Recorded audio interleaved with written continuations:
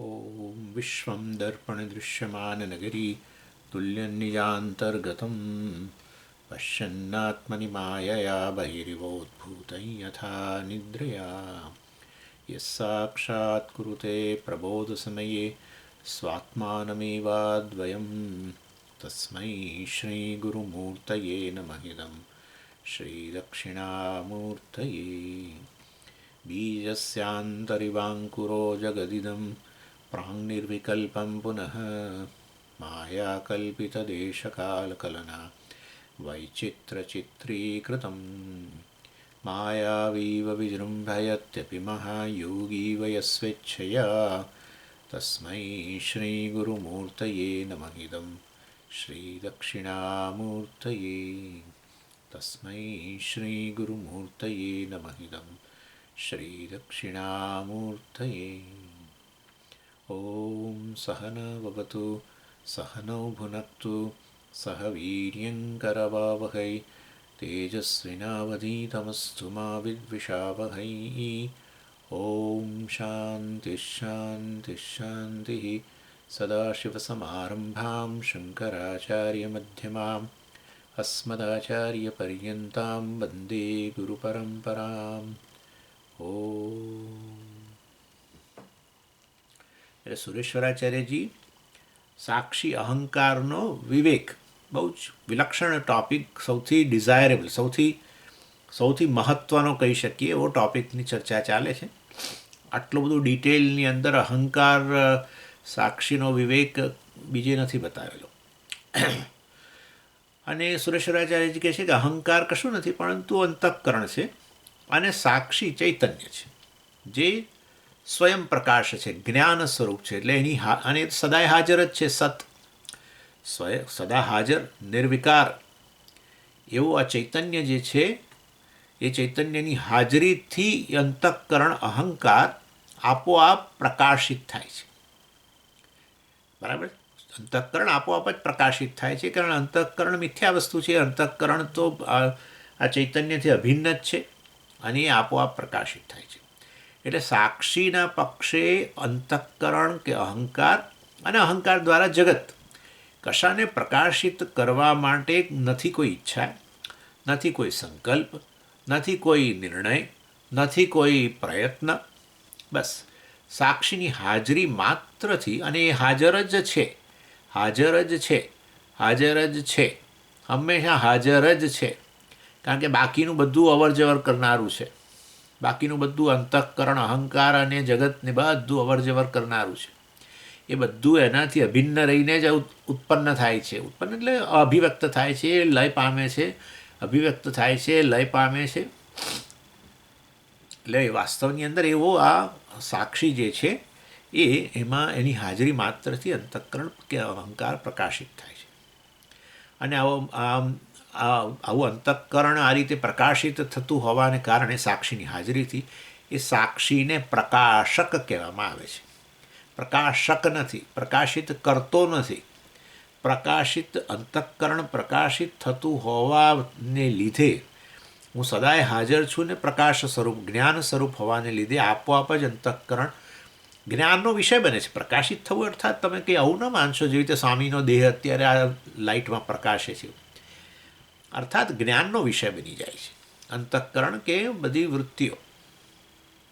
અને માટે સાક્ષીને પ્રકાશક કહેવામાં આવે છે.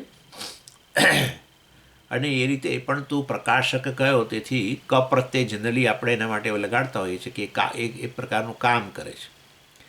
એટલે પરંતુ એ પાચક જેમ શબ્દ છે સંસ્કૃતમાં, પાચક, નાયક, આ બધા શબ્દો જે છે એ બધા ક પ્રત્યેવાળા. નાયક એટલે જે બધાને લીડ કરે, લીડર. એટલે સેનાપતિને આપણે નાયક કહીએ ને, સેના નાયક. એવી રીતે પાચક એટલે જે પચન કરે, એટલે કે કુકિંગ, રસોઈ કરે, રસોઈઓ. અને પાચક, નાયક વગેરે વગેરે. કારક જે કરે એને કારક કહેવાય. એટલે એ પ્રકાશક એટલે એ પ્રકાશિત કરે છે એણે નિર્ણય. અને એવો નિર્ણય કરતો હતો તો પછી ક્યારેક ના પણ કરે ને નિર્ણય કે ભાઈ ના, હવે આજે નથી કરવું પ્રકાશિત. આવું થતું નથી. અંતઃકરણ લય પામવું કે જાગ્રત રહેવું, અર્થાત અભિવ્યક્ત રહેવું કે અવ્યક્ત રહેવું, એ અંતઃકરણ અહંકારનું બધું કાર્ય છે એ તો પ્રારબ્ધનો ખેલ બધો, એ બધું ચાલ્યા કરે. પણ સાક્ષીના પક્ષે એ તો અભાવને પ્રકાશિત કરે, અહંકારના અભાવને ને જગતના અભાવને પ્રકાશિત કરે, અને એ એમની અભિવ્યક્તિ છે, એમનો એ હાજર છે એને પ્રકાશિત કરે.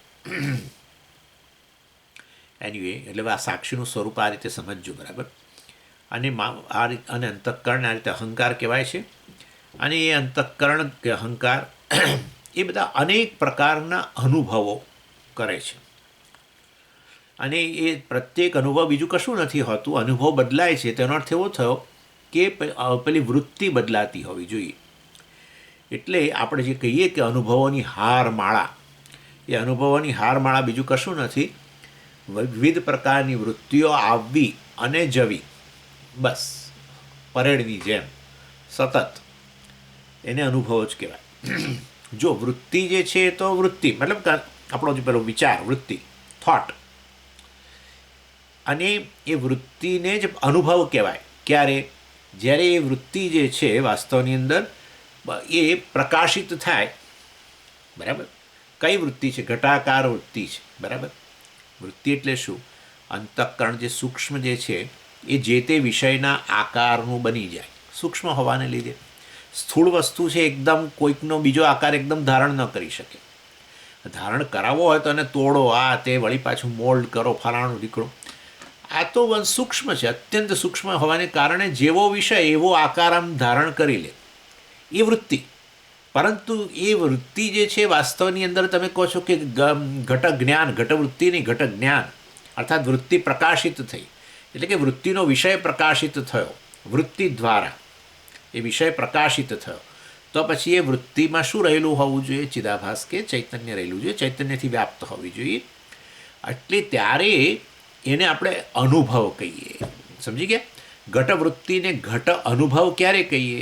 ઘડાનો અનુભવ, ઘડાનો અનુભવ કરી રહ્યો છું, ક્યારે કહેવાય? ખાલી ઘટવૃત્તિ નહીં, ઘડાનો અનુભવ એટલે વાસ્તવમાં આ રીતે એ વૃત્તિ વિષય જે છે એને પ્રકાશિત કરે, એ જે આકાર છે એને પ્રકાશિત કરે. અને પ્રકાશિત કરે જ, કારણ કે એ તો ચૈતન્યથી વ્યાપ્ત છે, ચિદાભાસથી યુક્ત છે, મતલબ એટલે કરે ને. એટલે આ રીતે વાસ્તવની અંદર એ વૃત્તિ જ આ રીતે અનુભવ બને, જ્યારે એ વૃત્તિ પોતે આ રીતે એ વિષય જે છે એનો જે આકાર જે છે, વૃત્તિનો જ આકાર વૃત્તિથી પ્રકાશિત થાય છે, એટલે આપણે ઘટક જ્ઞાન કહીએ છીએ. પણ એ વાસ્તવની અંદર એ પ્રકાશિત કરવાની શક્તિ વૃત્તિમાં પોતાનામાં નથી, એ તો અંતઃકરણ જ છે, પરંતુ પેલું ઉછીના ચૈતન્ય દ્વારા અથવા ચૈતન્યથી પ્રકાશિત થાય છે. એટલે આ રીતે સાક્ષી જે છે શબ્દ, સાક્ષી શબ્દ દ્વારા જેને આપણે અહમ આઈ એટલે ખરેખર હું કહું છું, એ વાસ્તવમાં સાચી આત્મા છે. જ્યારે આ અંતઃકરણની બધી વૃત્તિઓ, અહમ વૃત્તિ પણ પ્રકાશે છે ને, અહમ કરીને પ્રકાશે છે ને, આઈ હું જો હું પ્રકાશિત થઈ જ રહ્યો છે. કોણ પ્રકાશિત કરે છે? આંખ પ્રકાશિત કરે છે હું ને? ના. કાન પ્રકાશિત કરે છે? ના. સ્પર્શ, હુનો કંઈક વિશેષ સ્પર્શ છે, અને આપણી સ્પર્શેન્દ્રિય એને એમ સ્પર્શ કરીને એને પ્રકાશિત કરે છે, એને વિષય એને જ્ઞાનનો વિષય બનાવે છે. ના, ઇન્દ્રિયો નહીં, અંતઃકરણ નહીં. એટલે અંતઃકરણની પેલી ઇદમ વૃત્તિ નહીં, અહમ વૃત્તિ જે છે એ હું પ્રકાશિત થઈ રહ્યો છે, કારણ કે એ અહમ વૃત્તિ સમગ્ર અંતઃકરણને આવરી લેલી છે.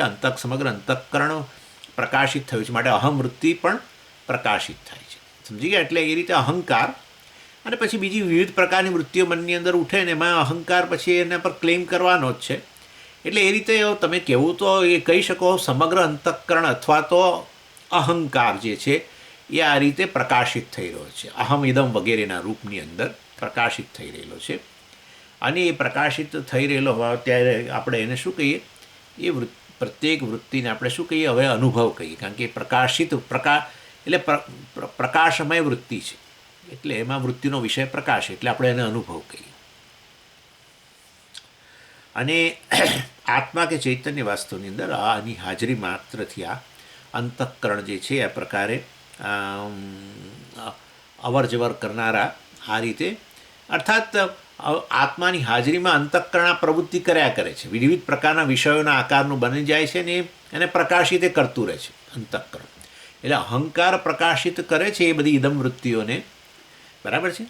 એટલે જેમ કે એમ કહું ને, હું ઘડાનો જ્ઞાતા છું, હું પેનનો જ્ઞાતા છું, હું સ્વામીનો જ્ઞાતા છું. જુઓ, બદલાય છે ને. અને હું આ કરું છું, હું ફલાણું ભોગું છું, વગેરે વગેરે, હું ફલાણાનો અનુભવ કરું છું, વગેરે વગેરે. એટલે આ રીતે અહમ વૃત્તિ જે છે એ પણ આ રીતે બદલાતી રહે છે. હું દ્રષ્ટા છું, શ્રોતા છું, વગેરે વગેરે બદલાતું જ રહે.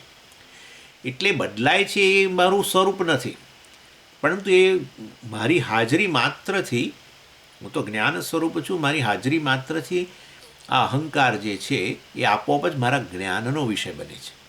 એ અહંકાર જે છે અને બાકીની ઇદમ વૃત્તિઓ પણ મારા જ્ઞાનનો વિષય બને છે. અને માટે એ રીતે સમગ્ર અંતઃકરણ જે છે, અહંકાર સહિત, અહંકાર, બુદ્ધિ, ચિત્ત અને અંતઃકરણ, મન. આપણે છે ને મન, બુદ્ધિ, ચિત્ત, અહંકાર, અંતઃકરણના કેટલા ભાગ છે આ. એટલે હું સમગ્ર અંતઃકરણ કહું ત્યારે તમને થાય કે મેં સમગ્ર બોલવાની શી જરૂર, અંતઃકરણ કહું પણ આ રીતે કહું છું. અને એ રીતે વાસ્તવની અંદર અંતઃકરણ જ્યારે તે અહમ ઇદમના રૂપમાં રહેલું છે, પછી ઇદમ વૃત્તિઓ જે ઉત્પન્ન થાય એમાં પાછું અહમ પોતાને જોડે ખરો. દરેકમાં જેટલી ઇદમ વૃત્તિ ઉત્પન્ન થાય એમાં જોડતું જ રહે. હા, વૃત્તિ ઉત્પન્ન થાય, સ્મૃતિ વૃત્તિ હોય તો કે હું સ્મરણ કરનારો છું, એમ કે વગેરે વગેરે. એ તો કરવાનું છે, કારણ કે સમગ્ર અંતઃકરણને આવરી લઈને અહમ રહેલો છે ને. એટલે અંતઃકરણમાં જે વૃત્તિ ઉત્પન્ન થાય, ચિત્તને આધારે સ્મૃતિ વગેરે અને નિર્ણય વગેરે થતા હોય, વિવિધ પ્રકારના વિશ્લેષણ થતું હોય, તો એ બુદ્ધિનું કાર્ય હોય.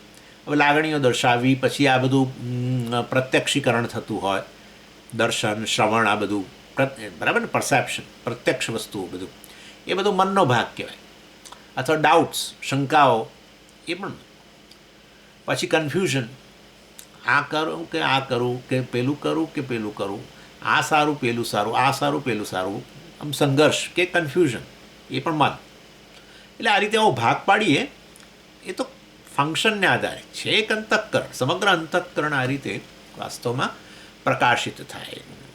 કોના દ્વારા? છેવટે આત્મા દ્વારા. પણ આત્મા પ્રકાશિત કરવા માટે કોઈ કાર્ય નહીં, કોઈ પ્રયત્ન નહીં, કશું જ નહીં.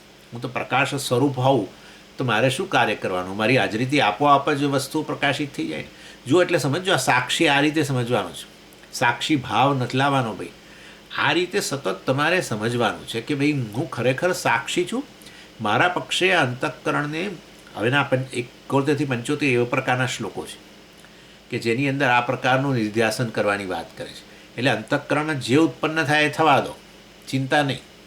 હા, ક્રોધ ઉત્પન્ન થાય, ફલાણું, એ બધું બતાવશે હમણાં. એટલે આ રીતે મારી હાજરી માત્રથી અંતઃકરણ આ રીતે આ પ્રકારની વિવિધ વૃત્તિઓ, અવરજવર કરનારી વૃત્તિઓ જે છે એના રૂપમાં એ કાર્યશીલ છે. અને પ્રત્યેક વૃત્તિને આપણે શું કહીશું? અનુભવ કહીશું. કારણ કે પ્રત્યેક વૃત્તિ પાછી પોતે પ્રકાશક બની ગઈ છે, અને એટલા માટે એને આપણે અનુભવ કહીશું. એટલે એમાં વૃત્તિનો પોતાનો કોઈ મહિમા નથી. એ કોનો મહિમા છે?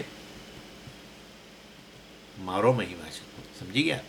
હા, મારો મહિમા છે. અને હું મારો મહિમા છે. સમગ્ર જગત ન તત્ર સૂર્યો ભાતિ ન ચંદ્ર તારકમ નેમા વિદ્યુતો ભાંતિ કુતોયમ અગ્નિ તમેવ ભાંતમ અનુભાતિ સર્વમ. કર્પૂર આરતી કરતા તમેવ ભાંતમ અનુભાતિ સર્વમ તસ્ય ભાષા સર્વમિદમ વિભાતિ. અરે આ તો સૂર્ય, ચંદ્ર અને અગ્નિ ને પેલી વીજળીને આ બધા જે સમગ્ર જગતને પ્રકાશિત કરનારા બધા અગ્નિ, હા, બધા લોકો પ્રકાશિત કરનારા છે જગતને. અરે એ પ્રકાશકો જે છે બધા, એમને હું પ્રકાશિત કરું છું. સૂર્ય પ્રકાશે છે કારણ કે મારી આંખ પ્રકાશે. જેને આંખ નથી એને માટે સૂર્યની ઉષ્ણતા છે, સૂર્યની પ્રકાશ નથી. જે બિચારો અંધ વ્યક્તિ હોય એને. એટલે પણ સ્વામીજી, અમે આંખો આપણે બંધ કરી દઈએ તોય આમ લાલ રંગનું આમ કંઈક લાગ્યા કરે છે ખરું. એટલે આમ આપણે આંખો બંધ કરો તોય તમને થાય કે આ પ્રકાશ હોય ને બહાર, સૂર્યપ્રકાશમાં ઊભા રહેજો અને આંખો બંધ કરજો. આંખો બંધ કરશો તોય તમને થાય કે પ્રકાશ હજુ આવી રહ્યો છે જાણે. કારણ કે તમારી આંખો જોઈ શકે છે એટલે. પણ જેની આંખો જોઈ જ નથી શકતી એને બિચારાને આંખો ખુલ્લી હોય કે બંધ હોય એ અંધારું જ છે. સમજજો આ વસ્તુ. એટલે આપણે તો આંખો જોઈ શકીએ છીએ ને, એટલે પેલા પડદો પડ્યો એને જાણે જુએ છે. સમજી ગયા તમે? એટલે એને માટે સૂર્યનો પ્રકાશ નથી. જે વ્યક્તિ ખરેખર એને આંખો નથી એને માટે સૂર્યનો પ્રકાશ નથી. ગરમી ખરી, એની ઉષ્ણતા એનો અનુભવ કરે, પરંતુ સૂર્ય પ્રકાશે છે કારણ કે આંખ પ્રકાશે છે. આંખ પ્રકાશે છે કારણ કે મન પ્રકાશે છે. મન પ્રકાશે છે કારણ કે સ્વયં પ્રકાશ ચૈતન્ય છે. એનાથી અંતઃકરણ પ્રકાશે, અહંકાર પ્રકાશે. અહંકાર થકી પછી આ બધી ઇદમ વૃત્તિઓ અંતઃકરણમાં પ્રકાશે. એ બધી ઇદમ વૃત્તિ એટલે કે સૂર્ય વગેરે. અને સૂર્યનું રૂપ મતલબ એ રૂપ પ્રકાશે. અને એ રૂપ પ્રકાશે છે કારણ કે તમારી આંખ પ્રકાશે છે, આંખ દ્વારા પ્રવેશ્યો. અને આંખ પ્રકાશે છે કારણ કે વાસ્તવની અંદર છેવટનો પ્રકાશ કયો છે? આમ આમ કરું છું એટલે જાણે કે અંદર આમ અંદર એવું કશું છે નહીં, એ તો સર્વવ્યાપી છે. એટલે એનીવે, પરંતુ આ રીતે ન તત્ર સૂર્યો ભાતિ. તત્ર એટલે આત્મની. એ આત્મામાં સૂર્યનો પ્રકાશ નથી. આત્મા સ્વયં પ્રકાશે છે. સૂર્યને પ્રકાશિત કરતો નથી, આત્મા સૂર્યને પ્રકાશિત કરે છે. સૂર્ય આત્માને પ્રકાશિત નથી કરતો. સૂર્ય દેહને પ્રકાશિત કરે, બસ, દેટ્સ ઇટ. સ્થૂળ દેહને, સૂક્ષ્મને નહીં. અને આ વીજળી ને અગ્નિ આ બધા દેહને પ્રકાશિત કરે, સૂક્ષ્મ દેહને પ્રકાશિત ન કરી શકે. સૂક્ષ્મ દેહને પ્રકાશિત કરનાર તો એટલે કે અંતઃકરણ વગેરે પ્રકાશિત કરનાર તો પહેલો જ છે. અને એના થકી જ પછી બીજું બધું પ્રકાશિત છે. બટ એનીવે, એટલે આ બધા જે અનુભવો જે છે એ બધા કશું નથી પરંતુ આ પ્રકારના ચેતનાત્મક વૃત્તિઓ છે બધી, બસ ચેતન વૃત્તિઓ છે. અને એ રહેવાની જ છે. ખાલી જળ વૃત્તિ રહે અને ચેતન ન રહે એવું બનવાનું જ નથી. કારણ કે વૃત્તિ એટલે પેલો દર્પણ છે, અને હું સૂર્ય હાજર છું, અને વૃત્તિ દર્પણ છે.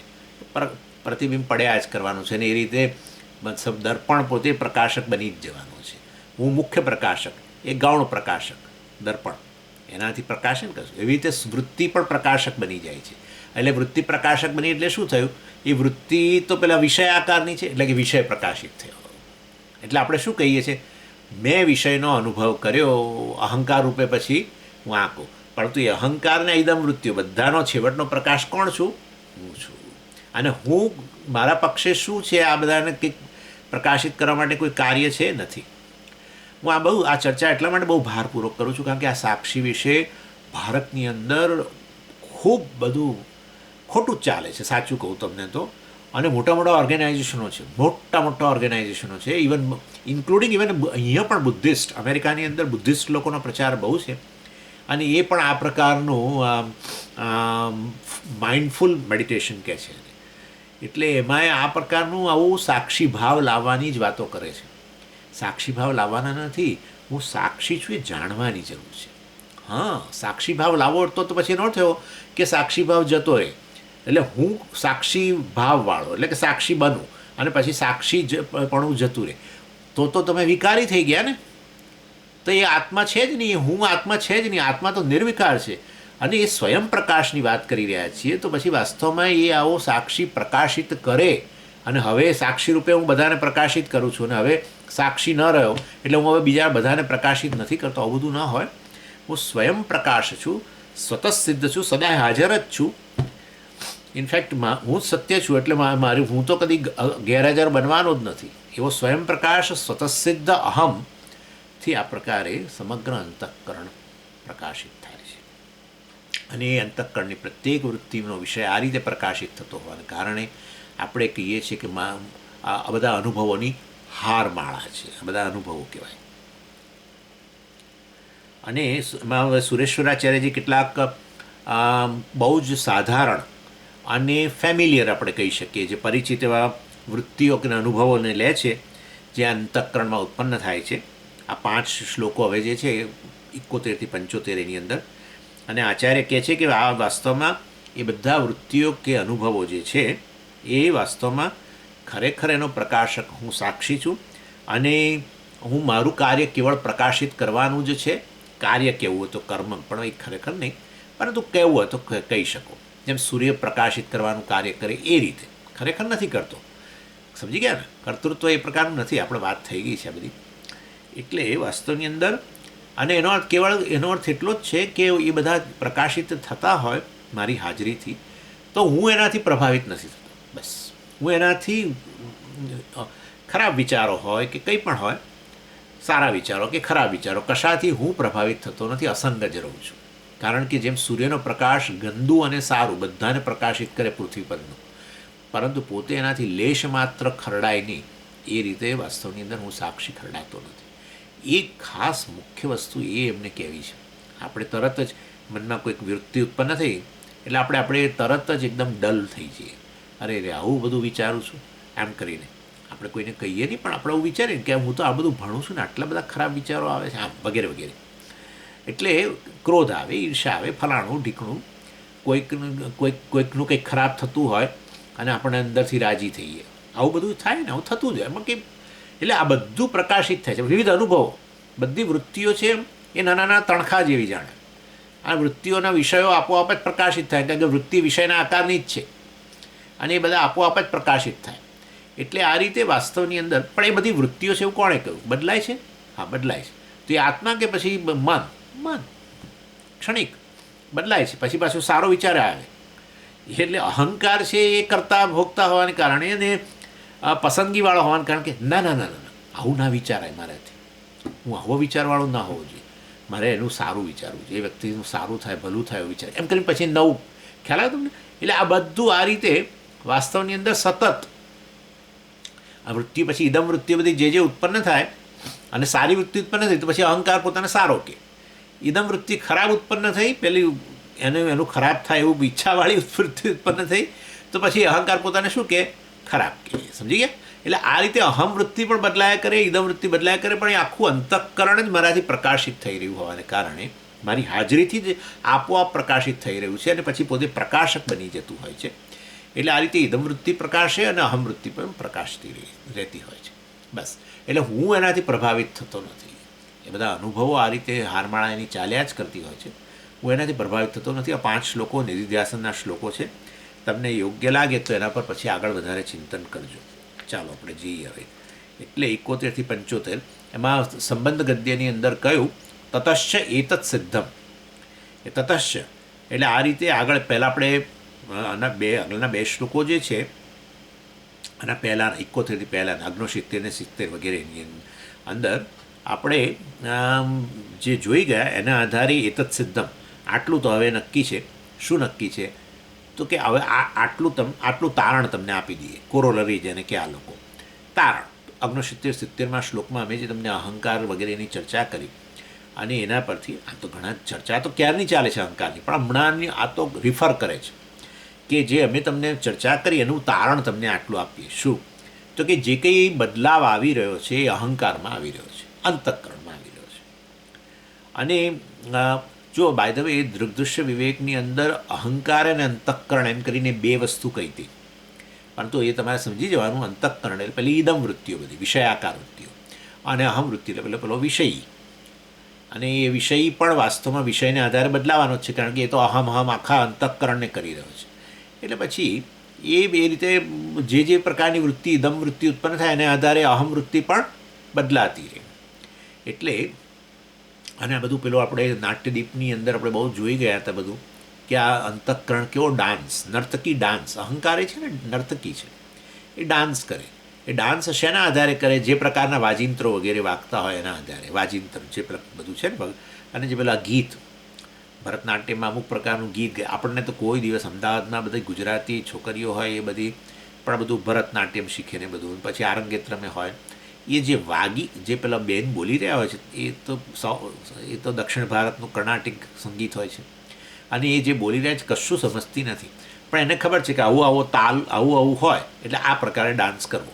બસ એટલે એના આધારે કરે. પછી બાકી એ ગીતો છે બધા અને સરસ એના જે અર્થે હશે શબ્દો કે બધા એ તો થોડા મિનિંગલેસ વર્ડ્સ છે બધા, પણ એ આ ગુજરાતી બેન શું સમજવાના હતા? એ તો ઠીક. હવે પણ કહેવાનો આશય એટલો છે મારો કે અહંકાર આવું વિવિધ પ્રકારના ભાવ રજૂ કરે ઇદમ વૃત્તિને આધારે. ઇદમ વૃત્તિ એટલે આ બધી મ્યુઝિકલ ઇન્સ્ટ્રુમેન્ટ, ઇદમ વૃત્તિઓ બધી આ બધા શું જેને કહીએ આપણે બધી ઇન્દ્રિય વૃત્તિઓના આધારે. બધી ઇન્દ્રિય વૃત્તિઓ જ છે ને, ઇન્દ્રિય થકી જે વૃત્તિ તમારામાં અત્યારે શબ્દાકાર વૃત્તિ છે કે ઇવન રૂપાકાર વૃત્તિ છે, મારું રૂપ તમે જોઈ રહ્યા હો, અને શબ્દાકાર વૃત્તિ છે, હું બોલી રહ્યો છું, તમારા મનની અંદર જઈ જ રહ્યું છે. એટલે આ પ્રકારની વૃત્તિ ઉત્પન્ન થતી હોય છે અને વૃત્તિના આધારે વૃત્તિ પર અહમપણું સ્થાપિત કરતો હોવાને કારણે અહંકાર પણ પછી બદલાતો રહે એને અનુરૂપ છે. એટલે સમજો કેવું સુંદર હતું એ નાટ્યદીપ પ્રકરણની અંદર બતાવ્યું બધું, કેવો ખેલ ચાલી રહ્યો છે. અને ખેલ કોની હાજરીમાં ચાલે છે? પેલો લેમ્પ નો હોય તો ક્યાં તરત જ લાઇટ જતી રહે દાખલા તરીકે, તો ત્યાં તે બધું બંધ થઈ જાય, સંગીતે બંધ થઈ જાય ને બધું બંધ થઈ જાય. એટલે વાસ્તવની અંદર એ વસ્તુને યાદ કરો કે હું આવો સાક્ષી જેવો છું. અને આ બધા જતા રહે સ્ટેજ પરથી. નર્તકી ગણી લો કે અંતઃકરણ સ્ટેજ જેના પર આ અહંકાર અહમવૃત્તિ પણ છે, અને પેલા બધા બેઠા છે સાઈડની અંદર બધા મ્યુઝિશિયનોને વગેરે. એટલે એ લોકો પણ બધા આ બધી ઇન્દ્રિયો વગેરે. એટલે આ રીતે જ્યારે એ સ્ટેજ પર આ બધું ચાલતું હોય તો હું એને પ્રકાશિત કરું, ને આ બધું જતું રહે તો હવે ખાલી સ્ટેજને પ્રકાશિત કરું. જેવી રીતે સુષુપ્તિની અંદર ખાલી સ્ટેજ, અહમવૃત્તિ પણ શાંત થઈ ગઈ, ઇદમવૃત્તિ જગતની આકારની કોઈ વૃત્તિ નથી, દેશકાળ કશું જ નહીં, કે અહંકારે નથી, તો હવે ખાલી સ્ટેજને પ્રકાશિત કરું. પણ હું તો સદાય પ્રકાશતો રહું. બસ હવે આ સમજી જવાનું કે હું તો પ્રકાશતો રહું, કારણ કે પ્રકાશ શું મારો સ્વભાવ છે. સૂર્યના પક્ષે પ્રકાશક બન્યો કે નથી પ્રકાશક બન્યો વગેરે વસ્તુ, એ તો જગતને આધારે. જગત પ્રકાશિત થઈ રહ્યું છે માટે એને પ્રકાશક કહીએ, નહીં તો શાનો પ્રકાશક? તો પ્રકાશકપણું સૂર્ય પર અધ્યારોપિત છે, સાક્ષીપણું હું ચૈતન્ય પર અધ્યારોપિત છે. એટલે એ ખાલી કે અહંકાર કે જગતની ગેરહાજરી, કે અહંકાર અને જગતની હાજરી, જાગ્રત સ્વપ્ન વગેરે, એ બધાને વાસ્તવની અંદર સદત પ્રકાશિત કરનારો હું સદાય હાજર જ છું. અને માટે ત્રણેય અવસ્થાઓનો હું સાક્ષી છું, અવસ્થાત્રય સાક્ષી. આ રીતે. અને એટલા માટે આવું પ્રકારનું આપણે વિચાર શરૂ કરીએ ને તો આપણે કેટલી બધી વસ્તુઓમાંથી, કેટલા બધા અનર્થમાંથી બચી જઈએ. આ 71 થી 75 શ્લોકમાં કહે છે. જે અનર્થોને આધારે, અનર્થ નથી પરંતુ વૃત્તિઓ જે ઉત્પન્ન થાય એના આધારે તમે તમારી મૂલવણી કરો, તમારું માપ કાઢો, તો તમને કેટલું બધું પરેશાની થાય છે. એટલે દરેક વ્યક્તિને માટે સાચું કહું તો બહારની કોઈ વ્યક્તિ હેરાન કરતી નથી, આપણું મન આપણને હેરાન કરે છે.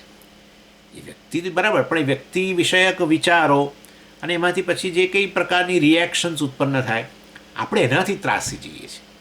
બહારનું જગત ખરેખર તમે સાચે સાચ પ્રકાશિત કરતા જ નથી. બહારનું જગત તમે નથી પ્રકાશતા. બહારનું જગત અંદર પ્રવેશે છે એને આપણે પ્રકાશિત કરીએ છીએ. એટલા માટે આ લોકો અંતઃકરણ શુદ્ધિની વાત કરે છે. અંતઃકરણ શુદ્ધ કેમ કરવું જોઈએ? કારણ કે જગતનો સંપર્ક તમે બહાર નથી કરતા, જગતનો સંપર્ક ક્યાં કરો છો? અંદર કરો છો, વૃત્તિના રૂપમાં. અને વૃત્તિ વગેરે શાંત થઈ જાય છે, અંતઃકરણ શાંત લય પામી જાય છે સુષુપ્તિ વગેરેમાં, તો જગતનો કોઈ સંપર્ક રહેતો જ નથી. એટલે બાહ્ય જગતનો સંપર્ક સીધો હું આત્મા ચૈતન્ય કરતો હોઉં તો સુષુપ્તિમાં તો હું હાજર છું જ. ભલે અંતઃકરણ ગેરહાજર બન્યું તો બન્યું, હું હવે સીધું બહારનું જગત પ્રકાશિત કરું, આવું બનતું નથી. બહારનું જગત દેશકાળ કે કશું નહીં, કે કોઈ વસ્તુ, વિષયો, વ્યક્તિઓ, કશું પ્રકાશિત નથી થતું. એટલે બાહ્ય જગત પ્રકાશિત કરું છું જ્યારે પ્રવેશે અંદર વૃત્તિના રૂપમાં, ત્યારે. એટલે એ રીતે વચ્ચે અહીંયા છેવટે અંતઃકરણ લાવ્યા અને અંતઃકરણના સાક્ષી રૂપે કહેવામાં આવ્યું. આપણને થાય કે જગતનો સાક્ષી કેમ નથી બોલતા? પણ વાસ્તવમાં જગતને પ્રકાશિત તો અહંકાર જ કરે છે. અહંકારને પ્રકાશિત હું કરું છું. અહંકારનું અસ્તિત્વ મને આધારે. અહંકાર સાચે સાચ પ્રકાશક નથી. આ બધું દૃગ્દૃશ્ય વિવેકમાં પણ આપણે ભણી ગયા. 2 પ્રકારના દૃક, એક છે આવો બદલાતો અને બીજો છે બદલાયા વગરનો. એટલે એ વસ્તુ એ કહે છે કે અહંકાર જે છે સતત બદલાય છે, કારણ કે આ તો બધી વૃત્તિઓ જ છે. અને વૃત્તિઓ તો અનેક પ્રકારની છે, સ્મૃતિ છે, શંકા છે, સંઘર્ષ છે, મોહ છે, વગેરે વગેરે. એ બધું હમણાં કહેવાના છે. ઈર્ષા છે, અને કોઈ દયાવૃત્તિ છે, ફલાણી વૃત્તિ છે, બધી વિવિધ પ્રકારની વૃત્તિઓ. સંકલ્પ હોય, શંકા હોય, અને આવો બધો સંકલ્પ વિકલ્પ પણ હોય છે ને. અને ઈચ્છા, દાખલા તરીકે ઈચ્છા હોય, એ બધું કહેશે. એટલે આ બધો ખેલ ચાલ્યા કરે છે, પરંતુ એ ખેલને પ્રકાશિત કરનારો હું એનાથી પ્રભાવિત થતો નથી. આ રીતે સાક્ષીનું ધ્યાન કરો, અર્થાત ધ્યાન કરો એટલે કે હું આવો સાક્ષી છું એ પ્રકારે. અને સાક્ષી ભાવ સ્વામીજી પણ કહો, સાક્ષી ભાવ ચાલે છે શબ્દ તો કહો. આવું સતત અંતઃકરણમાં વૃત્તિ ઉત્પન્ન થતી હોય દિવસ દરમિયાન ત્યારે, અને આ થવાનું જ તરત જ કે તમે કહેશો હું તો અક્રોધી છું, જો આ ક્રોધ વૃત્તિ ઉત્પન્ન થઈ, હું તો આવો છું, હું તો તેવો છું, આમ તમે કરશો જ. એ વખતે જરા એલર્ટલી, ના હું નથી, હું તો કોણ છું? સાક્ષી છું અને પ્રકાશક છું. અને કેવો પ્રકાશક છું? અલુપ્ત દૃક વગેરે કહેશે હમણાં 71મા શ્લોકમાં જ કે હું તો આવો પ્રકારનો છું જે સદાય પ્રકાશકના રૂપમાં જ છું, અને આ રીતે આ તો બધું પ્રકાશિત થાય છે. પ્રકાશિત થતી વસ્તુ મને પ્રકાશકને ક્યારેય પ્રભાવિત ન કરી શકે. ઉદાહરણ તમારા મનમાં લાવવું હોય તો સૂર્યનું જરૂર તમે લાવી શકો. નજીકનું ઉદાહરણ સૂર્યનું ગણી શકાય કે સૂર્ય સમગ્ર જગતને પ્રકાશિત કરે. એમાં કેટલું ગંદુ હોય છે ને કેટલું સારું હોય છે, બધું ચાલતું હોય છે. બધાનો પ્રકાશક એનાથી પ્રભાવિત થતો નથી. જે પ્રકાશિત થતું હોય એનાથી પ્રકાશક પ્રભાવિત થતો નથી. ચાલો, એટલે આ રીતે સાક્ષી છે કેવો છે? નિર્વિકાર છે. અને એને એ રીતે વાસ્તવમાં જે બધી લાગણીઓ છે, વિવિધ પ્રકારની લાગણીઓ જે છે એ સાક્ષીની નથી. કોની છે? અંતઃકરણની છે. અને સાક્ષી આ રીતે બદલાયા વગરનો, એટલે આ બદલાયા વગરનો પ્રકાશક જે છે એ આવી બદલાતી રહેતી વૃત્તિઓ જે છે, બદલાતી રહેતી લાગણીઓ છે, ખાસ કરીને લાગણીઓ હેરાન કરતી હોય છે. બદલાતી રહેતી લાગણીઓ છે એને જે અંતઃકરણનો ભાગ છે, અંતઃકરણની છે, એનું પ્રકાશિત કરું છું. એટલે મારામાં કોઈ લાગણીઓ વગેરે નથી. હું લાગણીશીલ ને લાગણીવાળો ને એ બધું નથી. સમજી, હું તો લાગણીવાળો છું. એટલે આપણે એ વખતે અંતઃકરણ સાથે અહંકાર સાથે તાદાત્મ્ય કરીએ છીએ. વાસ્તવિક રીતે નમે દ્વેષ રાગવ, નમે લોભ મોહવ, મદો નૈવ મે નૈવ માત્સર્ય ભાવ. મારામાં માત્સર્ય નથી, કે મારામાં મદ અભિમાન પણ નથી, મારામાં મોહ નથી, લોભ નથી, કામ નથી, ક્રોધ નથી, કશું નથી. ઇવન દયા વગેરે પણ નથી. કશી બધાનો કેવળ પ્રકાશક અસંગ ચૈતન્ય છે. એ ઉત્પન્ન થાય ને જતું રહે તો કશું ચૈતન્ય એવું ને એવું જ હોય છે. પછી હવે બીજી વૃત્તિ ઉત્પન્ન થઈ તો એને પ્રકાશિત કરવું, અને એ પણ જતી રહે. હું એવો અસંગ ને અસંગ. એટલે જે વૃત્તિ ઉત્પન્ન થાય એ મારામાં કોઈ પરિણામ લાવી શકતી નથી, મારામાં કોઈ બદલાવ લાવી શકતી નથી. ના, એ વૃત્તિ ઉત્પન્ન થાય ને સ્વામીજી, એના આધારે હું બદલાવ છું. તો પછી તમે અંતઃકરણને આત્મા કહો છો, અહંકારને આત્મા કહો છો, નક્કી થઈ ગયું. કારણ કે અહંકાર જેટલી પણ અંતઃકરણમાં વૃત્તિ ઉત્પન્ન થાય એને અહમ કહેતું હોય છે. અને એ અહંકાર જે હું છું એ પ્રકારનું આપણે જ્યારે તાદાત્મ્ય કરીએ, અંતઃકરણ સાથે તાદાત્મ્ય કરીએ, અહમ વૃત્તિ સાથે તાદાત્મ્ય કરીએ, તો પછી હું મારી જાતને કેવો કહું કે આવી વૃત્તિ ઉત્પન્ન થાય છે ને એટલું હું એનાથી પ્રભાવિત, એની અસર પામું છું, એનાથી અસર પામવાવાળો છું. તો પછી પેલું અસંગોહમ વગેરે ન રહ્યું. હવે સંગવાળો થઈ ગયો, એની પ્રભાવવાળો થઈ ગયો. 71મો શ્લોક. અપશ્યન પશ્યતિમ બુદ્ધિમ અશૃણ્વન શૃણ્વતીમ તથા નિર્યત્નો વિક્રિયો નિચ્છંતિમ ચાપ્યલુપ્ત દૃક. એટલે આ 71થી 75 જે શ્લોકો જે છે એ આમ તો આપણે જે ભણી ગયા છીએ એનો જ એક સાર રૂપે છે. પણ તો અહીંયા એટલા માટે આચાર્ય કહે છે કે જેથી તમે એ શ્લોક લો અને તમે એના આધારે નિધિધ્યાસન કરો. એટલે એનો અર્થ એવો થયો, અહીંયા બે જ વસ્તુ છે કે હું સાક્ષી અને જે સદાય વાસ્તવની અંદર આ રીતે, એટલે હું આ સાધક વાસ્તવની અંદર પણ કેવો છું? સાક્ષી ઓલ ધ ટાઈમ. અને બાકીનું બધી જ વસ્તુઓ જે છે એ બધી વસ્તુઓનો હું પ્રકાશક છું. બધી જ વસ્તુઓ, અંતઃકરણની બાને જગતને બધું જ આમ તો. અને માટે તો પછી તો સમજીએ, આ તમે કહો એટલે અમને એક વસ્તુ મારા મનમાં આવી. તમે પહેલાં એ જવાબ આપી દો, પછી અમે આગળ વધીએ. શું?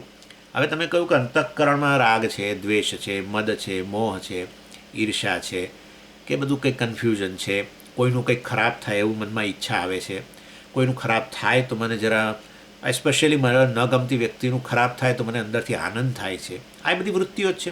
કોણે કહ્યું વૃત્તિ છે?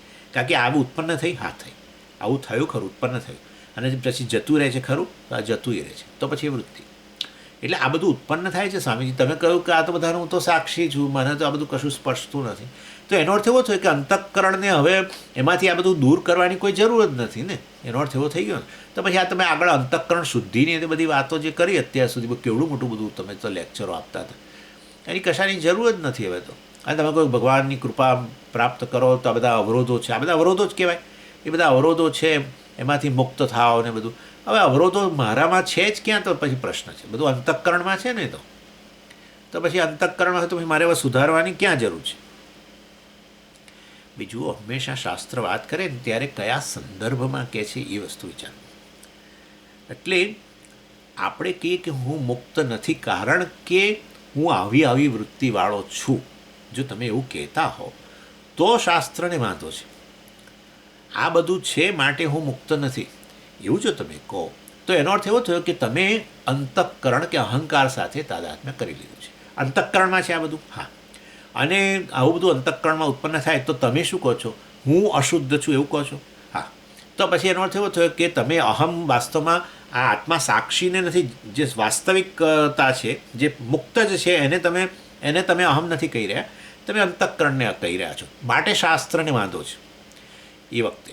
એટલે આવી ચર્ચા કરે ત્યારે પેલું ચિદાનંદ રૂપ છે એ વસ્તુ તમને સમજાવવા માટે વાત કરતું હોય છે. પરંતુ પછી વાસ્તવની અંદર ખરેખર તો એટલે અંતઃકરણની શુદ્ધિ વગેરે માટે પ્રયત્ન કરવો જોઈએ. પરંતુ એ અંતઃકરણ શુદ્ધ હોય કે અશુદ્ધ હોય એનો પ્રકાશક હું છું એ વસ્તુ છેવટે આપણે જાણવાની છે, અને એ તો મુક્ત જ છે, અને એ રીતે મુક્તિ પ્રાપ્ત જ છે. માટે વાસ્તવમાં આવી અશુદ્ધિ છે, માટે હું મુક્તિને લાયક નથી, મોક્ષને લાયક નથી, અથવા મુક્ત છું જ નહીં, કારણ કે આ તો બધાને કારણે હું બંધનમાં છું. તો તમે પેલા અંતઃકરણને હજુ આત્મા કહી રહ્યા છો, અને અંતઃકરણને આત્મા કહેતા હોય તો એને શાસ્ત્ર કેવી રીતે અનુમોદન આપે? અંતઃકરણને આત્મા કહી રહ્યા હોય તો શાસ્ત્ર એને અનુમોદન ના આપી શકે, સપોર્ટ ન કરી શકે, કારણ કે એ સાચી વસ્તુ નથી. જે બદલાઈ રહેલું હોય એ બદલાઈ રહેલાનો જે સાક્ષી, નિર્વિકાર સાક્ષી છે એ હું છું, જે વાસ્તવમાં બધાથી મુક્ત જ છું.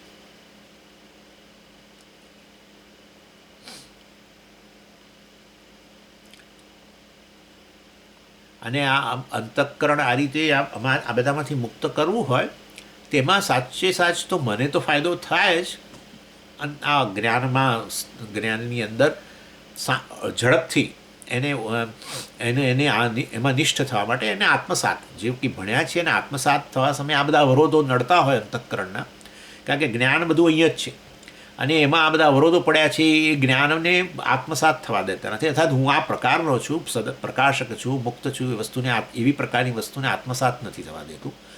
તો પછી એ અવરોધોને દૂર કરવા જોઈએ. એટલે તમારા માટે તો ફાયદાકારક છે, સાથે સાથે બીજાઓ માટે ફાયદાકારક છે. એને લોકક્ષેમ કહેવાય, કારણ કે તમારામાં રહેલી આ લાગણીઓ બહાર પ્રગટ થાય છે અને પછી બીજાને નુકસાન કરે છે. એ કામ હોય, ક્રોધ હોય, ઈર્ષા હોય, મદ હોય.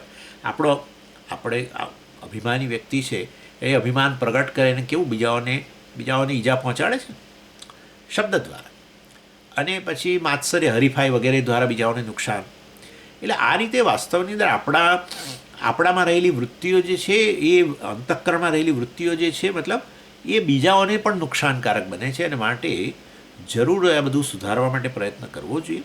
અને આપણામાં એ વસ્તુ ઓછી હોય તો આ જ્ઞાનને આત્મસાત કરી શકાય છે. જ્ઞાનનું ફળ જાણે કે મેળવવા માટે આ અવરોધો છે જો જતા રહે તો જે બુદ્ધિમાં જ્ઞાન છે એ સરળતાથી આપણે સ્પષ્ટ થતું જાય છે.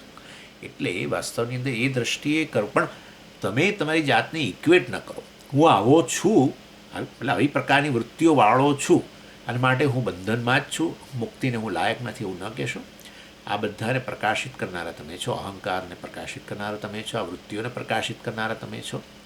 અને એ પ્રકાશિત થતી વૃત્તિઓ સાચો પ્રકાશકને ક્યારેય પ્રભાવિત કરી શકે નહીં, એ અસંગ જ રહે.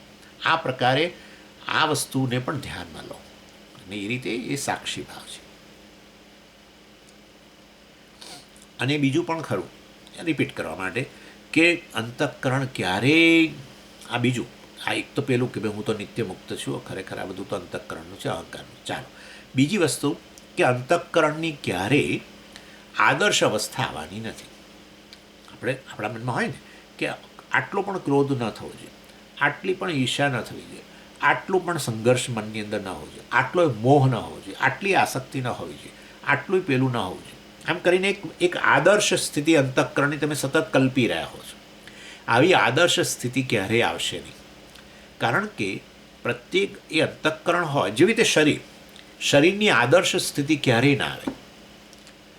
તમે કહો કે સ્વામીજી મેં રિપોર્ટ્સ કઢાયા બ્લડના, અને બ્લડ રિપોર્ટ્સ એની એ બધું જોવા માટે, કોલેસ્ટ્રોલ, ફલાણું ઢીકણું, પેલી શુગર, આ તે બીજું બધું પણ, લીવરની કન્ડિશન ને પેલું ને યુરિનમાં, મતલબ કે કિડનીનું કંઈક આ બધા ફંક્શનને, મતલબ ઓવરઓલ.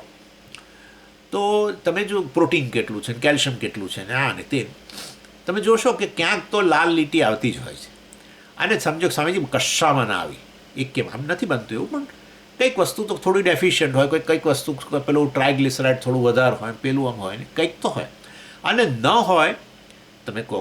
હવે એ એક મોટો પ્રશ્ન છે કે જે મેઝર કર્યું એ લેબોરેટરીમાં એ કરનારે બરાબર બધા ફેક્ટર્સને લઈને કર્યું છે એવું માની લેવું પડે પહેલું.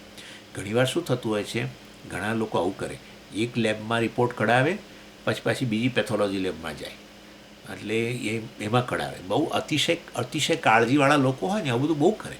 એક જગ્યાએ કંઈક કરાવે, એક ડૉક્ટરને બતાવે, પછી પાછા એ બીજા હાર્ટ સ્પેશિયાલિસ્ટને બતાવ્યું હાર્ટની કન્ડિશન, તો બીજાને પાછા બતાવે છે, પછી ત્રીજાને બતાવે છે. એટલે આમ કરીને જરા વધારે કાળજીવાળા લોકો. સમજો કે એવી રીતે આ રિપોર્ટ એક જગ્યાએ કઢાવ્યો ને બધું નોર્મલ જ આવ્યું, હવે બીજી જગ્યાએ કઢાવો, પોસિબલ છે કે બદલાય, પૂરેપૂરું પોસિબલ છે. અને તમે કહો સ્વામીજી એમાં એવું જ આવે, જરૂર, પણ શરીર સતત બદલાઈ રહેલું છે, બદલાઈ રહ્યું છે. એટલે તમે ખાલી પછી બીજા અઠવાડિયા પછી જ કરાવો તો તમે ખબર પડશે કે આ જુદું આવે. શરીરની આદર્શ સ્થિતિ ક્યારેય આવી જ નથી, ઓનેસ્ટલી કહું તમને, કદી નહીં. બાળક તરીકે પણ આ આયુર્વેદમાં તમે પૂછો તો આ લોકો કે બાળક તરીકે જન્મે ત્યાર પછી એની અંદર જળદોષ વધારે હોય એવું કહે છે. જળદોષ એટલે શું? શરદી, કફ વગેરે. એટલે તમે જોજો બાળકોને બહુ આ શરદી કફ વગેરે બહુ થઈ જતું હોય છે. પછી યુવાન થાવ ત્યારે અગ્નિની પ્રધાનતા આવે છે, અગ્નિ તત્વની, એટલે પિત્ત વગેરે વધી જાય. અને પછીની ઉંમરમાં વાયુની પ્રધાનતા, એટલે પછી આ જોઈન્ટ્સ પેઇન ને આ ને તેને બધું કમરના દુખાવા ને એના લીધે પછી એટલે આપણે જે વ્યક્તિની ઉંમર થતી જાય એમ તમે જુઓ એની મૂવમેન્ટ પણ પ્રમાણમાં સરળ મૂવમેન્ટ એની ઓછી થતી જાય, દુખાવો બધા સાંધાઓમાં તે બધું એ વાયુની પ્રધાનતા. એટલે આ રીતે એક ગમે તે એક દોષ, ત્રણમાંથી એક દોષ, એટલે આ લોકોને પિત્ત દોષ કે વાયુ દોષ કે જળ દોષ કે દોષ, એટલે એનો એ વસ્તુ વધી ગઈ. અમે પંચમહાભૂતો જ છે ને, આ એક જોવાની પદ્ધતિ છે આયુર્વેદની. આપણે આ મોડર્ન મેડિસિન જુદી રીતે જુએ, જે રીતે જુએ એ રીતે, પરંતુ આ શરીરની ક્યારે જો આ તદ્દન આઈડિયલ આદર્શ સ્થિતિ ન હોય તો પછી વાસ્તવમાં અંતઃકરણની પણ ન હોય. એ સૂક્ષ્મ શરીર છે, સૂક્ષ્મ શરીરની ક્યારેય આદર્શ સ્થિતિ ન હોય. તમે તમારી આંખની પાવર વગેરે જ્યારે બતાવો ત્યારે તમને ખબર પડે કે ઘણી કે આપણે કાનની શક્તિઓ કે આ બીજી બધી કંઈ પણ, તો આપણને ખબર પડે કે ઇન્દ્રિયોની શક્તિઓ પણ મર્યાદિત છે, અંતઃકરણની પણ શક્તિ મર્યાદિત છે બધી રીતે. એટલે વાસ્તવની અંદર અંતઃકરણ ક્યારેય આઈડિયલ સ્થિતિ, આઈડિયલ એટલે સ્વસ્થ, બસ એટલું બધું સ્વસ્થ સ્વામીજી કે આટલો પણ ક્રોધય નથી આવતો, મને આટલી પણ ઈર્ષા નથી થતી, એવું બને નહીં, કદી ના બને. આવે ને તમે બહુ એલર્ટલી એને ન્યુટ્રલાઇઝ કરો એ બરાબર છે, પણ આ બધું તો અનેક જન્મોનું બધું ઇમ્પ્રેશનો બધી પડેલી છે ને, રાગદ્વેષ બધા અનેક જન્મોના છે. અને આપણી એલર્ટ લિવિંગને કારણે આપણે એ રાગદ્વેષને બહુ એને આપણે સપોર્ટ ન કરીએ, એને એ લાગણીઓના રૂપમાં ક્રોધ હોય, કામ હોય, ઈર્ષા વગેરેના રૂપમાં પ્રગટ ન થવા દઈએ, પરંતુ ઉત્પન્ન જ ન થાય એવું બને નહીં. ઉત્પન્ન થાય ને એને ન્યુટ્રલાઇઝ કરીએ, એમાંથી એની અસર ઘટાડવાનો પ્રયત્ન કરીએ, એ બહાર અભિવ્યક્ત ના થાય અને બીજાને ઈજા ન પહોંચાડીએ એનો પ્રયત્ન પણ કરીએ અને એમાં સફળ થઈએ આપણે, પણ ઉત્પન્ન જ ન થાય. સમજ મારું અંતઃકરણ એવું છે કે એમાં તો તમે જે કહો છો ને મદ મોહ માત્સર્ય આ તે કશું ઉત્પન્ન જ નથી, આવું બને નહીં, આવું ન બને. ઇવન જ્ઞાનીના મનમાં ના બને. જ્ઞાની માટે તો મિથ્યા થઈ ગયું છે, એટલે ત્યાં જ એ થંભી જાય. એને વાસ્તવની અંદર આ રીતે કહેવાનો આશય છે. એટલે એક તો પહેલું કે હું તો નિત્યમુક્ત છું, માટે મારે મારી જાતનું માપ અંતઃકરણને આધારે કાઢવાનું નથી. મારે મારી જાતનું માપ આપણે હંમેશા હું આ ધ્યાનની અંદર આ પ્રકારે કરાવું છું કે ભાઈ તમે શરીરના આધારે તમારી જાતની મૂલવણી ન કરો. બસ શરીરના આધારે તમે તમારી જાતની મૂલવણી ન કરો, કારણ કે તમે શરીર નથી, શરીર તમને આપવામાં આવેલું સાધન છે વગેરે વગેરે. અને માટે હું કાળો છું, હું આવો છું, હું નીચો છું, હું જાડો થઈ ગયો, હું પાતળો થઈ ગયો વગેરે કશું ન કહો. અને આમ કરીને તમને જે આપવામાં આવેલી છે વસ્તુ, જે ભેટ આપી છે ઈશ્વરે, એને તમે તિરસ્કાર કરી રહ્યા છો. કારણ કે તમને આવું બધું હું જાડો છું, આવું બધું થાય કે હું કદરૂપો છું, ફલાણું ઠીકણું જે થતું હોય, કે હું સ્ત્રી જ છું, પુરુષ નથી, પુરુષ છું, સ્ત્રી નથી, જે પણ આવા પ્રકારના વિચારો આવતા હોય એના આધારે આપણે આપણી જાતને પછી તિરસ્કાર કરીએ. હું જાડો છું એવું કોઈ બિચારું કોઈ બોલી જાય તમને કે તમે આ તમારું વજન સ્વામીજી હમણાં વધી ગયું લાગે છે, પેટ આગળ આવ્યું છે વગેરે, સમજો કદાચ એક્ઝામ્પલ આપું, તો સ્વામી ગમે, અરે વાહ લાવ મારો મને ત્યાં કોણે હાર પહેરાવ્યો તો લાવ તને પહેરાવ્યો, અંદરથી કેવું થાય. એટલે ત્યારે જો તમે તમારી જાતને શરીર સાથે બોલાવશો, શરીર દ્વારા તમારું નિર્ણય કરશો, તો એનો અર્થ કે તમે તમારી જાતને તિરસ્કાર કરશો. તો એનો અર્થ એવો થયો કે જાણે કે શરીરનો તિરસ્કાર કરી રહ્યા છો ને. તમારો તિરસ્કાર એટલે શું? તમે તમારી જાતને શરીર કહો છો એટલે શરીરનો તિરસ્કાર થયો. અને શરીર ભગવાને આપેલી ભેટ છે, એટલે ભગવાને આપેલી ભેટનો તિરસ્કાર કરો તો ભગવાનને ન ગમે. કોઈએ આપેલી ભેટનો એ વ્યક્તિ તિરસ્કાર કરે તો આપનારની લાગણી દુભાય છે, અને માટે વાસ્તવની અંદર આ ન કરો. એટલે શરીર છે જે છે એ આપણે ખાસ ધ્યાનમાં કરાવતા હોઈએ છીએ બધું, કે જેવું શરીર જેવું છે એનો સ્વીકાર કરું છું, જરૂરી હોય એમાં કરું, સ્વસ્થ બનવા માટે પ્રયત્ન કરું, આ તે બધું, પણ શરીરના આધારે મારું માપ ન કાઢું. બસ એવી રીતે અંતઃકરણના આધારે મારું માપ ન કાઢું. અંતઃકરણ એ અંદર આપેલું સાધન છે ભગવાને જ્ઞાન પ્રાપ્ત કરવા માટે, નિર્ણય કરવા માટે, વસ્તુને જાણવા માટે વગેરે વગેરે, અને કેટલીક વસ્તુને યાદ રાખવા માટે જેથી કરીને વ્યવહારમાં સરળતા બને, આ તે બધું માટે મને આ બધું અંતઃકરણ આપવામાં આવેલી વ્યવસ્થા છે. એ તો અંતઃકરણ અંદરનું સાધન છે, અને માટે અંતઃકરણને આધારે મારો માપ ન કાઢો વગેરે વગેરે. એટલે કારણ કે અને એ વસ્તુઓ મર્યાદિત રહેવાની જ છે, એ શરીર હોય કે સ્થૂળ શરીર હોય કે સૂક્ષ્મ શરીર હોય. એટલે આ બીજી વસ્તુ આમ કે મન જે છે એની ક્યારેય પરફેક્ટ કન્ડિશન આવે નહીં, અને એ જગતના પ્રભાવમાં આવે જ, કારણ કે અંતઃકરણ હંમેશા ઇન્દ્રિયો સાથે જોડાયેલું છે. ઇન્દ્રિયો સાથે જોડાયેલું હોય ત્યારે ઇન્દ્રિયો ખુલ્લી હોય એના કારણે આમ વૃત્તિઓ તો ઉત્પન્ન થવાની જ છે, અને વૃત્તિઓથી પેલો અહંકાર ડાન્સ કરવાનો જ છે. પરંતુ આ તો તમે જાણી લીધું હોય કે હું અહંકારનો સાક્ષી છું, તો તમે પ્રભાવિત ના થાઓ. ભલે અહંકાર પ્રભાવિત થવાનો છે, અહંકાર પ્રભાવિત થવાનો છે, અંતઃકરણ એ રીતે વૃત્તિ ઉત્પન્ન થાય એના આધારે, પરંતુ તમે અને અંતઃકરણ શેનાથી પ્રભાવિત થાય તમને ખબર છે? બાહ્ય જગત તો ખરું, શરીરથી પ્રભાવિત થાય. એટલે હદ સુધી હવે તો વૈજ્ઞાનિકો કહે છે કે શરીરના જે હોર્મોન્સ, અમુક પ્રકારના અંતઃસ્રાવો બરાબર ને, અમુક ગ્રંથિઓ છે ને આપણી પિચ્યુટરી ગ્રંથિ, ફલાણી ઢીકણી, આ તે બધું, એ બધી શરીરનો સ્થૂળ શરીરનો ભાગ છે. એટલે એમાં એ પ્રકારના જે પ્રકારના હોર્મોન્સ ઉત્પન્ન થાય એના આધારે આપણું સૂક્ષ્મ શરીર પણ પ્રભાવિત થાય છે. અને એટલું જ નહીં, બીજા પણ શરીરની અંદર અનેક લીવર વગેરેની અંદર અમુક પ્રકારના કેમિકલ્સ વગેરે બધા બની જ રહેલા હોય છે. એવું કહે છે લીવર મોટા મોટી ફેક્ટરી છે, એવું કહે છે આ લોકો, કે વૈજ્ઞાનિકો કહે છે લીવરની અંદર કંઈક 70 કે 80 પ્રકારના રસાયણો ઉત્પન્ન થાય છે આ શરીરની ઓવરઓલ સ્વસ્થતા માટે. હવે એમાંય ઘણીવાર ગરબડ થાય તો પછી એ બધા કેમિકલ્સમાં એક વધારે કંઈ ઉત્પન્ન થયું, ઓછું ઉત્પન્ન થયું, આ તે, એટલે સ્થૂળ શરીર પ્રભાવિત થાય.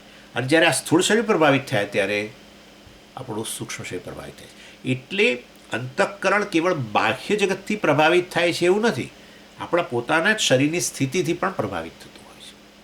એટલે વાસ્તવમાં અંતઃકરણ પ્રભાવિત નહીં જ થાય, મારું અંતઃકરણ કશાથી પ્રભાવિત નહીં થાય, આવું બની શકે નહીં. એટલે ઇવન તમે જુઓ જ છો કે શરીરની અંદર દાખલા તરીકે શુગરનું પ્રમાણ વધી ગયું હોય તો આપણું અંતઃકરણ પ્રભાવિત થઈ જાય છે એનાથી.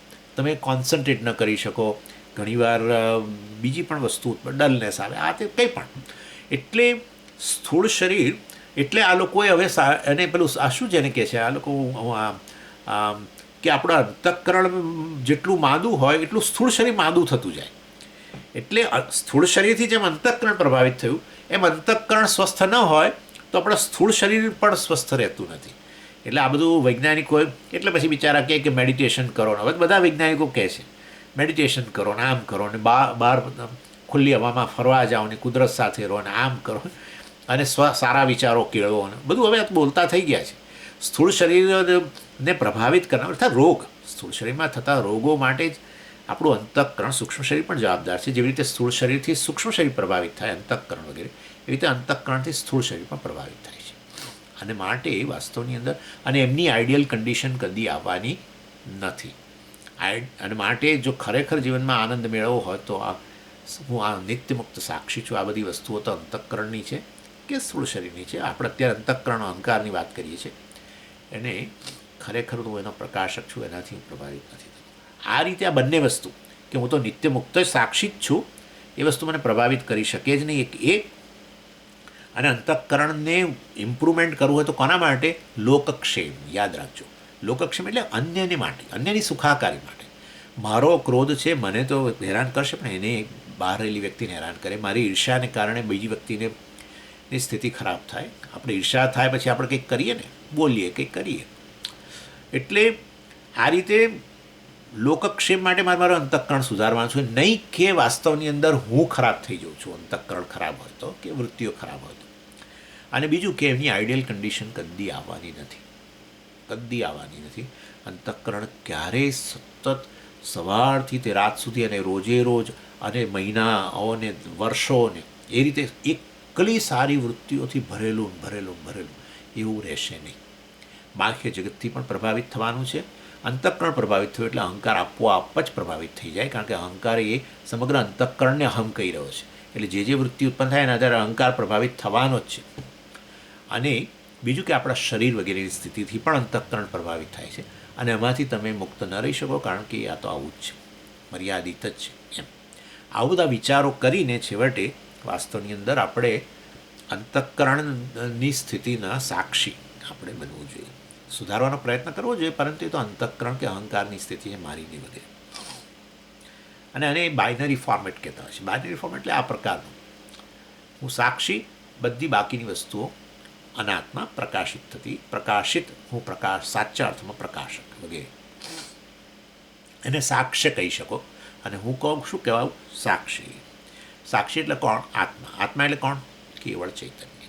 એ ચૈતન્યને હવે આપણે સાક્ષી નામનું બિરુદ આપ્યું, કારણ કે એ અંતઃકરણને આ રીતે સાક્ષાત ઈક્ષતે ઇતિ સાક્ષી, જે સીધે સીધું એને પ્રકાશિત કરે છે, કોઈ બીજી ઇન્દ્રિયો વગેરે દ્વારા નહીં.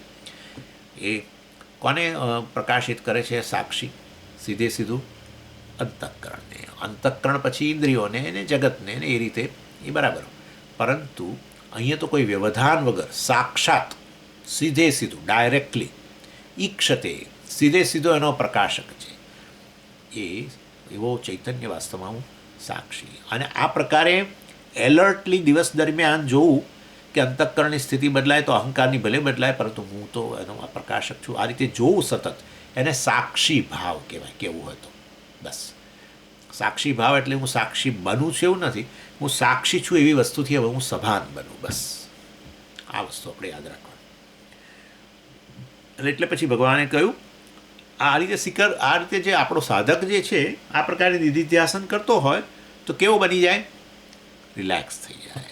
આપણે રિલેક્સ એટલે નથી રહેતા કે આપણું અંતઃકરણ આપણને બહુ હેરાન કરતું હોય છે, કારણ કે આપણે આપણી જાતને અહંકાર કહીએ છીએ. અને માટે અંતઃકરણની વૃત્તિઓ સાથેનું તાદાત્મ્ય આપણું આપોઆપ રહે છે અહંકાર કહેવા દ્વારા. બાકી નથી. ખરેખર અહંકારનો પણ હું સાક્ષી છું, પરંતુ હું અહંકાર જ છું એ પ્રકારનો ખ્યાલ હોવાને કારણે અંતઃકરણની જે વૃત્તિઓ ઉત્પન્ન થાય એ બધી મને પ્રભાવિત કરતી એવું લાગે છે. એ પ્રભાવિત કરતી હોય એ અહંકારને કરી રહી છે, મને નથી કરી રહી. એ વખતે પણ સમજી હું આવું કહું તો હવે પ્રભાવિત નહીં કરે બધી વસ્તુ. ના, એવું નહીં. અહંકાર તો પ્રભાવિત થવાનું જ છે, પરંતુ એનો હું સાક્ષી છું. પ્રકાશંચ પ્રવૃત્તિંચ મોહમેવ ચ પાંડવ ન દ્વેષ્ટિ સંપ્રવૃત્તાની ન નિવૃત્તાની કાંક્ષતી. ભગવાને આ 16મા અધ્યાયના 22મા શ્લોકની અંદર આ પ્રકારે કહ્યું. પ્રકાશમ એટલે સત્વગુણ, પ્રવૃત્તિ રજોગુણ, અને પ્રકાશંચ પ્રવૃત્તિંચ મોહમે, મોહ એટલે તમોગુણ. આ બધું આવ્યા જ કરવાનું છે. બોલો, ભગવાને કહી દીધો. ભગવાને આવું કહ્યું, જ્ઞાનીના વર્ણનમાં આવું કહ્યું કે જ્ઞાનીના અંતઃકરણમાં પણ આ પ્રકારે સત્વ રજસ તમોગુણને આધારે, એ સત્વ રજસ તમોગુણ સીધે સીધા જુએ છે એવું કદી ના આવે, કારણ કે એ તો કોણ છે? માયા છે, અવ્યક્ત વસ્તુ છે.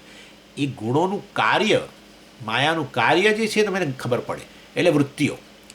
એટલા માટે ભગવાને વૃત્તિઓ કહી. જો સાત્વિક વૃત્તિ હોય મનમાં તો કયા પ્રકારની વૃત્તિઓ આવે ને મેં આપણે વાત શરૂ કરી છે ને એની. અને રજોગુણ છે તો કેવા પ્રકારની વૃત્તિ આવે? 14મા અધ્યાયની અંદર આપણે ગુણત્રય વિભાગની વાત કરી ત્યારે મેં કહ્યું કે આ પ્રકારે હજુ એની ચર્ચા બાકી છે થોડી. રજોગુણ હોય તો પછી કઈ ઈચ્છા હોય, પછી થોડો ખલબલાટ હોય, ચંચળતા હોય, અનઇઝીનેસ હોય, તો એ રજોગુણ. અને પછી આવો ડલનેસ ને આ ને તે ને બધું તો પછી તમોગુણ વગેરે. એટલે એ વૃત્તિઓ છે આના આપણે સાક્ષી.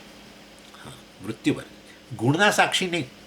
ગુણો તો અવ્યક્ત છે, એટલે અવ્યક્ત તરીકેના સાક્ષી કેવો તો કે અવ્યક્ત રૂપે ભાસે છે મારામાં. સાક્ષી તો અવ્યક્તને ભાષિત કરે છે. એ રીતે તમે કહો કે અવ્યક્ત પડે પડેલું છે તમે એટલે તમે ચૈતન્યના અંતર્ગત જ થાય. પણ એની એટલે એ વૃત્તિઓ જે છે આ ગુણોમાંથી આવે એના તમે સીધા સાક્ષી કરો. બરાબર છે. વસ્તુ અવ્યક્ત હોય કે વ્યક્ત હોય, શેમાં રહેલી છે? ચૈતન્યમાં જ રહેલી છે ને. અવ્યક્ત એટલે માયા. એટલે માયાને તમે સીધું પ્રત્યક્ષીકરણ ન કરી શકો, અનુમાન જરૂર કરી શકો. એટલા માટે ત્યાં વિવેક ચૂડામણીમાં માયાના વર્ણનની અંદર કહેવામાં આવ્યું અનુમેયા, એનું અનુમાન કરી શકો. અનુમેય અનુમાનનો વિષય છે. કેવી રીતે નક્કી કર્યું? અનુમાન માયાનું અનુમાન કેવી રીતે કર્યું? ત્રિગુણાત્મકનું અનુમાન કેવી રીતે કર્યું? આવી વૃત્તિ હોય તો તમે એ સત્વ છે, આવી વૃત્તિ હોય તો રજોગુણ છે, આવી વૃત્તિ હોય તો તમોગુણ છે. એનો અર્થ કે આ બધું ત્રણેય મારાની અંદર ઉત્પન્ન થતું હોય અંતઃકરણમાં, તો પછી આ આવ્યું છે અંતઃકરણ વગેરે શેમાંથી આવ્યું છે? ત્રિગુણાત્મિકા માયામાંથી આવ્યું છે. એ રીતે અનુમાન કરી શકો. એટલે એ વસ્તુ વિવેક ચૂડામણીમાં શંકરાચાર્યજીએ એના માટે શબ્દ વાપર્યો અનુમેયા, અનુમાનનો વિષય બને. પ્રત્યક્ષ અવ્યક્ત વસ્તુઓ પ્રત્યક્ષ ન હોય કદીએ. જેવી રીતે દૂધની અંદર જે માખણ રહેલું છે એ પ્રત્યક્ષ નથી. એને તમે દહીં બનાવો ને એને વલોવો ત્યારે એ વ્યક્ત બને છે. પણ એ જે વ્યક્ત છે આવ્યું છે એમાંથી જ ને, પરંતુ એની અંદર દૂધમાં દેખાતું નહોતું.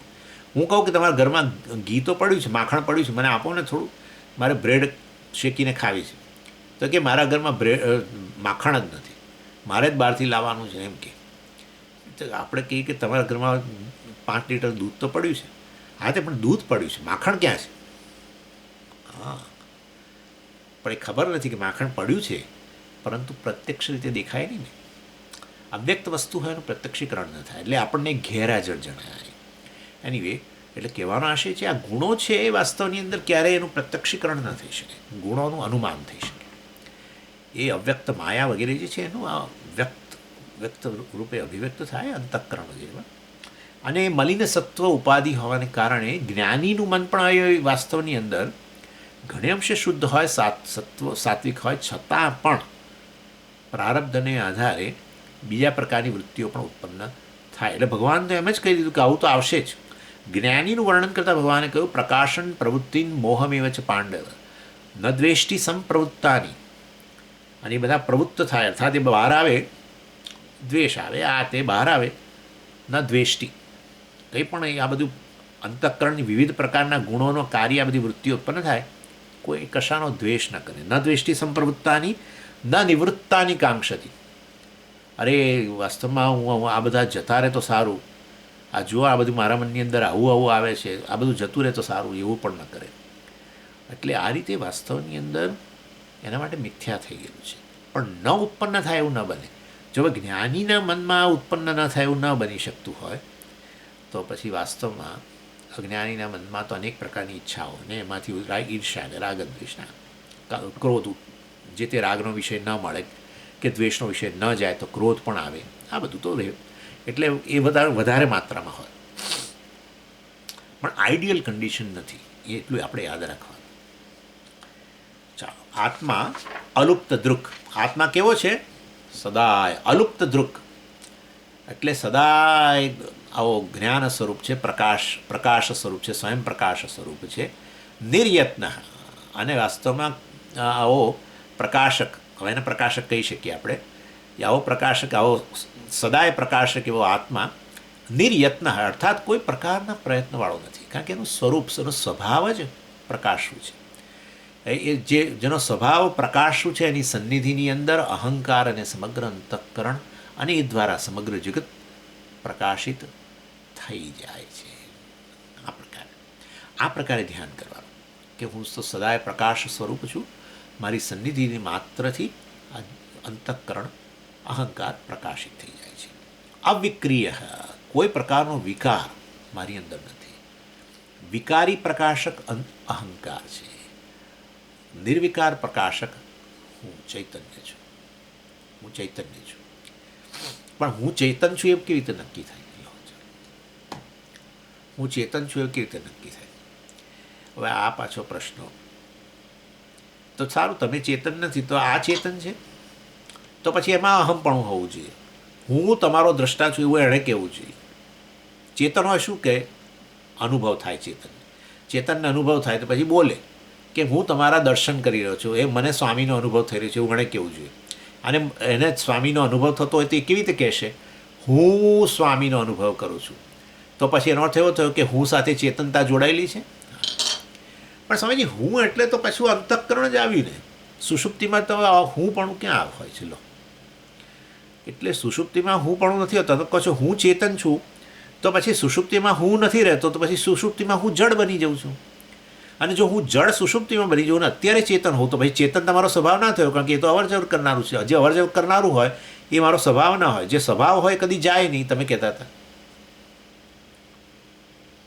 વળી પાછું હતા ત્યાં ને ત્યાં. ભાઈ હું એટલે અહમ વૃત્તિ, બરાબર, અંતઃકરણ, અહમ વૃત્તિ, હું વૃત્તિ, બરાબર છે. અને એ જતી રહે છે સુષુપ્તિમાં, બરાબર, કારણ કે બદલાયું.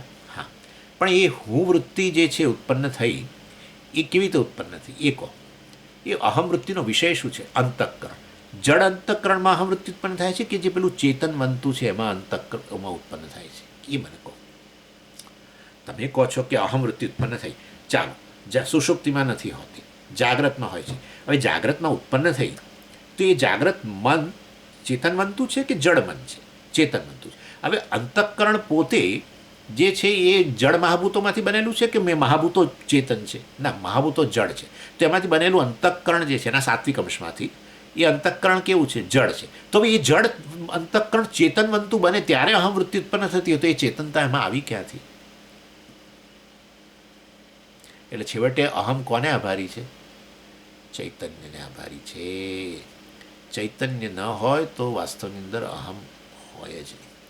એ ચૈતન્ય અંતઃકરણ સાથે તાદાત્મ્ય કરીને અહમ બોલે છે.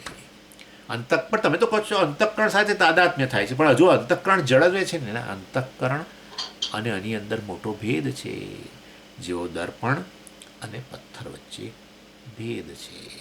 બંને સૂર્યપ્રકાશમાં પ્રકાશે છે, પરંતુ એક સૂર્યપ્રકાશને ઝીલીને પાછું પ્રતિબિંબિત કરે છે, એટલે જાણે એ પોતે પ્રકાશક બન્યા છે.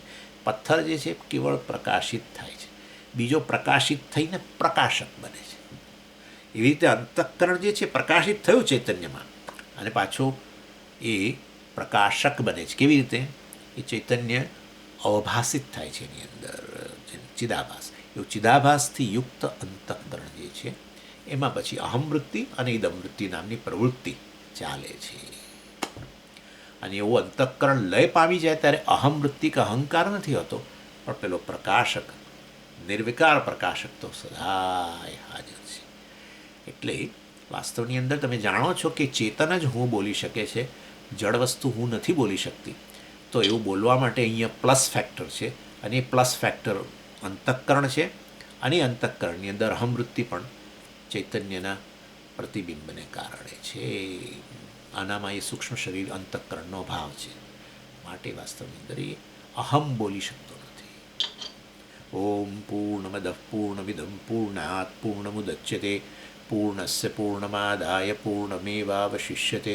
ઓમ શાંતિ શાંતિ શાંતિ. હરિ ઓમ શ્રી ગુરુભ્યો નમઃ. હરિ ઓમ.